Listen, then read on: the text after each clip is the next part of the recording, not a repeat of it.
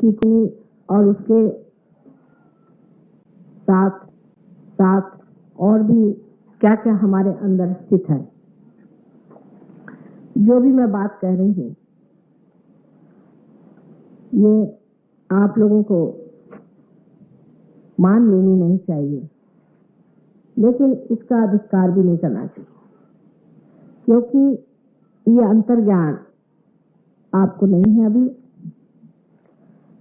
और अगर मैं कहती हूँ कि मुझे है तो उसे खुले दिमाग से देखना चाहिए, सोचना चाहिए और पाना चाहिए। दिमाग जरूर अपना खुला रखें। पहली तो बात यह है कि सहयोग कोई दुकान नहीं है, इसमें किसी प्रकार का भी वैसा काम नहीं होता है जैसे और आश्रमों में या और गुरुओं के यहाँ पर होता है कि आप इतना रुपया दीजिए और मेंबर हो जाए। यहाँ पर आप ही को खोजना पड़ता है, आप ही को पाना पड़ता है और आप ही को आत्मसात करना पड़ता है। जैसे कि गंगा जी बह रही है, आप गंगा जी में जाएं, उसका आदर करें, उसमें नहाएं धोएं और घर चले आए। अगर आपको गंगा जी को धन्यवाद देना तो दे, न दे तो गंगा जी कोई आपसे नाराज नहीं है। एक बार इस बात को अगर मनुष्य समझ ले कि यहाँ कुछ भी देना नहीं है, सिर्फ लेना ही है, तो सहयोग की ओर देखने की जो दृष्टि है उसमें एक तरह की गहनता आ जाए। जब लेना होता है, जैसे कि प्याला है, उसमें तभी आप ढाल सकते हैं जब उसमें गहराई हो, और जब लेने की वृत्ति होती है तब मनुष्य के पास। दूसरी बात यह है कि आप लोग अनेक जगह जा चुके हैं क्योंकि आप परमात्मा को खोज रहे हैं, आप साधक हैं। साधक होना भी एक श्रेणी है, एक कैटेगरी है। सब लोग साधक नहीं होते। हमारे घर में हम तो किसी से नहीं कहते कि आप सहयोग करो या सहयोग में आओ, किसी से भी नहीं, सिवाय हमारे और हमारे नाती पोतियों के कोई भी सहयोगी नहीं। लेकिन जो नहीं है वो नहीं है, जो है सो है। अगर कोई खोज रहा है उसके लिए सहयोग है, जो साधक है उसके लिए सहयोग है, हर एक आदमी के लिए नहीं। आप तो जानते हैं कि दिल्ली में सालों से हम रहे हैं और हमारे पति भी यहाँ रह चुके हैं, लेकिन हमने कभी तक किसी भी हमारे पति के दोस्त या उनके पहचान वाले या रिश्तेदार से इससे बातचीत भी नहीं करी।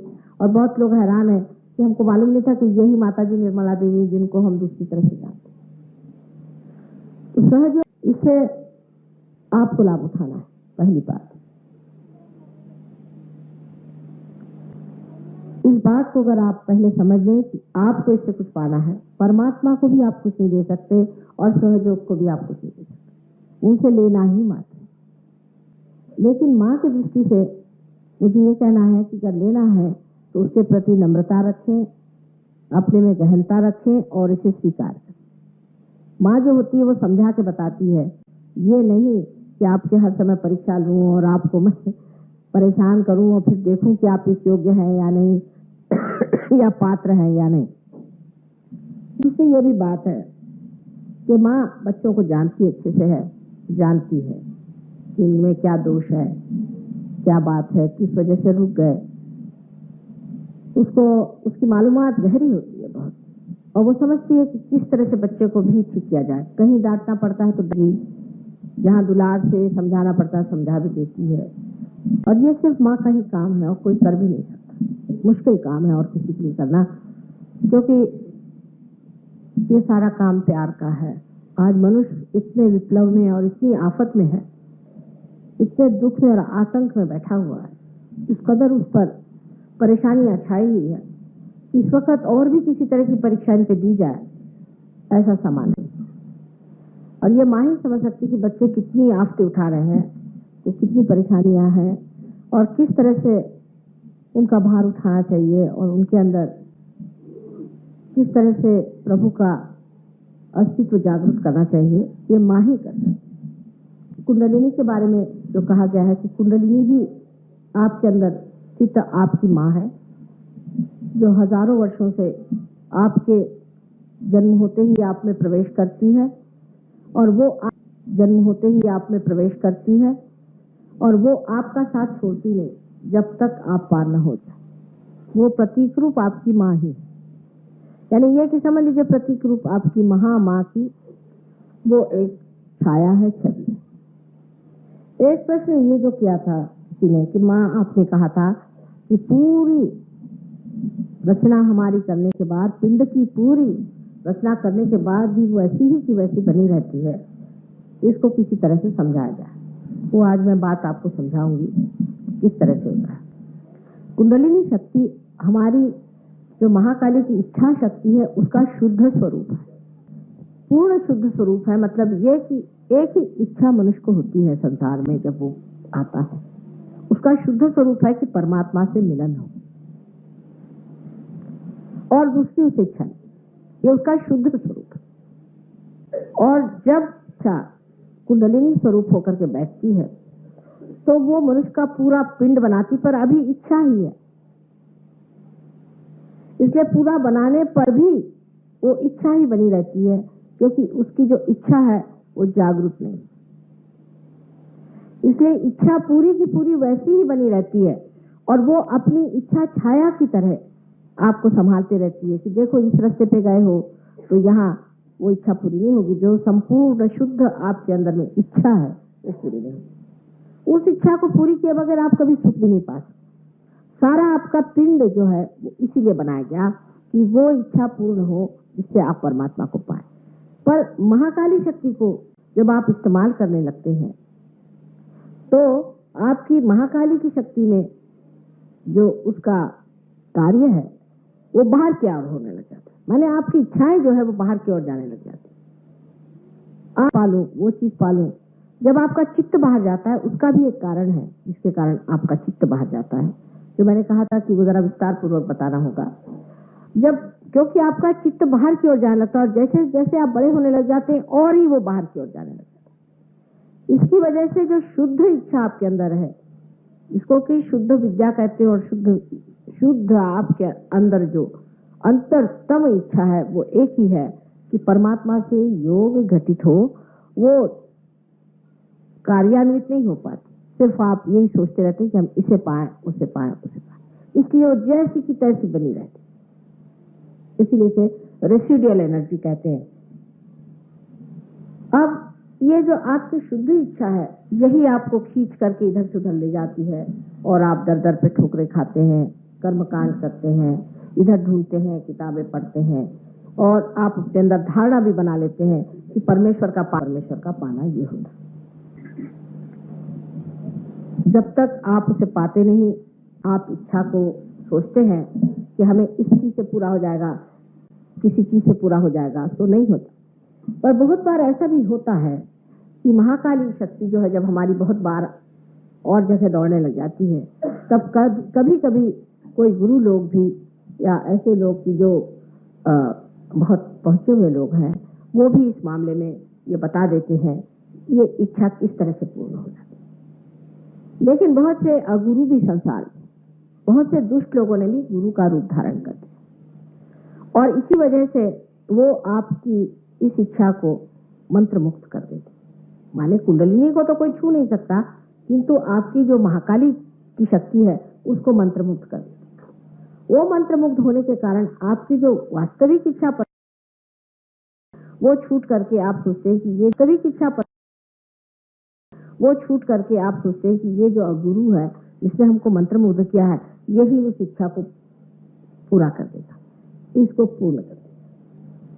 और इसलिए आप उस चीज से चिपक जाते हैं और जब आप मंत्र मुग्ध की तरह उसे चिपक जाते हैं तब आपके ध्यान ही में नहीं आता कि आपकी वास्तविक इच्छा पूरी नहीं हुई है और आप गलत रास्ते पर चल रहे हैं। जब तक आप बहुत ठोकरे नहीं खाते हैं, जब तक आपका सारा पैसा नहीं लूट जाता, जब तक आप पूरी तरह से बर्बाद नहीं जाते, आपके ध्यान में बात नहीं। बहुत बार लोगों ने मुझे कहा कि माँ आप किसी भी गुरु के बारे में कुछ भी मत कहिए। मैंने कहा तो ऐसा ही हुआ कि कोई मेरे बच्चों की गर्दनें काटे और मैं न कहूं कि ये गर्दन काट रहे हैं, ये कहे बगैर कैसे होगा? आप ही बताइए, आप माँ बाप भी हैं, आप बताइए अगर आप जानते हैं कि कोई आदमी आपकी ये इच्छा हमेशा के लिए मंत्र मुक्त कर देगा और आपको विचलित कर देगा। आपकी कुंडलिनी को एकदम से ही वो क्या कोई माँ ऐसी होगी जो नहीं बताएगी? इस मामले में बहुत ने मुझे डराया भी, धमकाया भी, कहा कि आपको कोई गोली झाड़ देगा। मैंने कहा झाड़ने वाला अभी पैदा नहीं हुआ, मुझे देखने का ऐसा आसान नहीं मेरे पर गोली झाड़ना। वो तो ईसा मसीह ने एक नाटक खेला था, इसलिए क्रूस पे चढ़ गए, नहीं तो ऐसा वो सबको मार डालते कि सबको पता चल जाता। लेकिन वो एक नाटक खेलने का था, इसलिए उस वक्त ये काम हुआ। अब हमको ये सोचना चाहिए कि जब हमारी ये शुद्ध इच्छा है कि परमात्मा से योग होना है, तो कुंडलिनी जागरूक करने के लिए क्या करना चाहिए, ऐसे बहुत बार लोगों ने कहा है। हालांकि हर लेक्चर में मैं कहती कि ये जीवंत क्रिया है, इसके लिए आप कुछ नहीं कर सकते, आप नहीं कर सकते। इसका मतलब नहीं कि मैं नहीं कर सकती, इसका मतलब ये नहीं कि सहयोगी नहीं कर सकते। अधिकारी होना चाहिए। जैसे एक डॉक्टर है जो कि ऑपरेशन करना जानता है, वही ऑपरेशन कर सकता है, पर दूसरा कोई आदमी अगर इस तरह का काम करे तो लोग कहेंगे खूनी। और इतना ही नहीं, वो खून ही कर डालेगा, क्योंकि उसको मालूमात ही नहीं है। जिसको इसकी जानकारी नहीं है, जिस बारे में समझता नहीं है, उसको कुंडलिनी में पढ़ना नहीं। जब आप सहयोग में पार हो जाते हैं, उसके बाद इसके नियम शुरू हो जाते हैं, जो परमात्मा के दरबार के नियम हैं। जैसे आप हिंदुस्तान में आए तो आपको हिंदुस्तान सरकार के नियम पालने पड़ते हैं, उसी प्रकार जब आप परमात्मा के साम्राज्य में आए तो उसके नियम आपको पालने पड़ते हैं। और अगर आप वो नियम न पालें तो आपके वाइब्रेशन हाथ से छूट जाए, बार बार वो वाइब्रेशन छूट जाएंगे, बार बार आप च्युत होते रहेंगे। जब तक आप पूरी तरह से इसको अपने ऊपर पूरा प्रभुत्व ना आ जाए, जब तक आपने अपनी आत्मा को पूरी तरह से नहीं पाया, आप पाइएगा वाइब्रेशन आपके छूटते जाए, क्योंकि ये वाइब्रेशन आपकी आत्मा है। आत्मा जो है उसको सच्चित आनंद कहते हैं, माने वो सत्य है। सत्य का मतलब यह है कि वही एक सत्य है, बाकी सब असत्य, बाकी सब ब्रह्म है। ब्रह्म जो है वो भी उन्हीं की शक्ति है, और जो कुछ उनके अलावा है, आत्मा ब्रह्म, इसके अलावा जो कुछ भी है वो असत्य। असत्य माने ये कि एक आदमी है, समझ लीजिए, सोचता है कि हमने बहुत बड़ा काम किया। आपने क्या काम किया उनसे पूछिए, तो बताएगा कि साहब मैंने मकान बनाया, घर बनाया और बच्चों की शादियां कर दी, या कोई बड़ा भारी उसको तमगा मिल गया, मैंने एरोप्लेन बना दिया और कोई चीज बना दी, मैं बड़ा भारी प्राइम मिनिस्टर हो गया, या कुछ और हो गया, या कुछ और हो गया। ये सब भी एक मिथ्याचरण है, मिथ्या बात है, क्योंकि ये शाश्वत नहीं है, सनातन नहीं है, शाश्वत नहीं है। ये कोई आदमी है, आज बड़े बड़े अफसर हो जाते हैं, हम अफसरी काफी देख चुके हैं, और जैसे ही अफसरी खत्म हो गई तो कोई पूछता भी नहीं। बड़ा आश्चर्य, अगर आपका ट्रांसफर ही हो गया तो कोई नहीं पूछता। आपने मकान बना लिया, आपने देखे कितने बड़े बड़े खंडहर पड़े हुए हैं, और ना कोई जानता है कि ये है क्या भला, कहां से आए, क्या हुआ। बड़े बड़े ऐसी चीजें खत्म हो चुकी। एक बार मैं गई थी आपके आगरा के फोर्ट में, तो रात बहुत बीत गई वहां, तो स्पेशल हमें दिखाने का इंतजाम था, तो बहुत रात बीत, और वो कहना सब भीड़ जाएगी तब आपको ठीक से दिखाएंगे, बस कुछ चीजें दिखाए उखाए। जब हम लोग लौट रहे थे तो मैंने देखा कि बिल्कुल सब दूर अंधेरा, सब इतनी देर उस वक्त में चहल पहल रही होगी, न रानियों ने क्या क्या काम किए होंगे और परेशान किया होगा अपने नौकरों को कि मेरे ये कपड़े नहीं ठीक है, राजाओं ने परेशान किया होगा, बड़े बड़े वहां पर दावते हुए होंगे, उसके लिए झगड़े हुए होंगे, पता नहीं क्या क्या किया होगा इन लोगों ने उस जमाने में। सब एकदम कुछ नहीं सुनाई दे, सब वो आवाज खत्म हो चुके थे, वहां कुछ भी नहीं था, एकदम अंधेरा चारों तरफ छाया। और जब हम बाहर आ रहे थे, बिल्कुल बाहर आए, तो रोशनी थी नहीं खास, एक साहब के पास जरा सी टॉर्च थी, उससे सभी लोग देख के बाहर आ रहे थे। तो बाहर आते वक्त देखा कि एक चिराग की रोशनी जल रही थी, तो उस चिराग की रोशनी में हम बाहर आए, तो पूछा कि भाई ये चिराग यहाँ किसने जला के रखा। मैंने पूछा कि किसने चिराग यहाँ जला, कहने कि यहाँ पर एक मदार है, एक पीर की मदार है और ये पीर बहुत पुराने, कितने पुराने कह लें, जब ये किला भी नहीं बना था उससे पुराने। अच्छा, तब से इस पे दिया जलता रहता है, सब लोग यहाँ माथा टेक के जाते। ये सनातन, पीर हो जाना सनातन, ये शाश्वत है। बाकी सब असत्य, सब गुम हो गया, खत्म हो गया, शून्य हो, लीन हो। आज कोई आकाश में उछल रहा है, कल देखा तो वो गर्त में पड़ा हुआ है।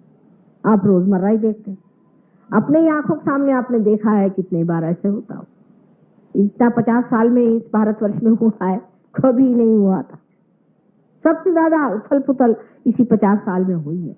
इससे आप समझ सकते हैं कि ये सनातन नहीं, ये कोई सी भी चीज सनातन नहीं जिसके पीछे आप दौड़ रहे हैं, दौड़ धूप कर रहे हैं। आज बड़े भारी आदमी बन के घूम रहे हैं, आपका ठिकाना नहीं, कल आप रास्ते के भिखारी बने घूम रहे हैं। जो चीज सनातन नहीं उसके पीछे हम क्यों दौड़े? जो चीज सनातन है उसे पाना चाहिए। जब आदमी रियलाइजेशन पा लेता है तो वो खोता नहीं। जब उसका जन्म होता है तो रियलाइजेशन के साथ वो दूसरी चीज मोक्ष लेकर के वो आता है। वो करुणा में फिर से जन्म लेता है, सिर्फ करुणा में जन्म लेता है, लेकिन वो मोक्ष अपने साथ लेकर के आता है। उस सनातन को पाना चाहिए। और जब हम लोग इस बात को जान लेते हैं कि हमें सनातन को पाना चाहिए, तब हमारा जो व्यवहार है सहयोग के प्रति बदल जाता है। जो लोग पार हो गए हैं उनको पता होना चाहिए कि हमें स्थित होना पड़ता है। मैंने कल बताया था कि पार होने के बाद क्या करना चाहिए। स्थित होने के लिए भी उसके नियम है। जैसे आप जानते हैं, अगर एरोप्लेन है, इसको पहले जब आप टेस्टिंग करते हैं तो उड़ाते हैं, देखते हैं कि इसका बैलेंस कैसा है, ये ठीक से चल रहा है या नहीं चल रहा है, उसको बार बाइंडिंग कराते हैं, फिर उसको उड़ाते हैं, फिर देखते हैं। उसी प्रकार जब आपकी कुंडलिनी जागृत भी हो गई और आप पार भी हो गए और माना कि आप पार हो गए और आपके अंदर से वाइब्रेशन शुरू होने लगे, तो फिर आपको जरूरी है कि आप अपने को जरा सा देखें और समझें। क्या अब सबसे जो बड़ी गलती हम लोग करते हैं पार होने के बाद, पहली गलती यह है कि हम इसके बारे में सोचना शुरू कर देते हैं।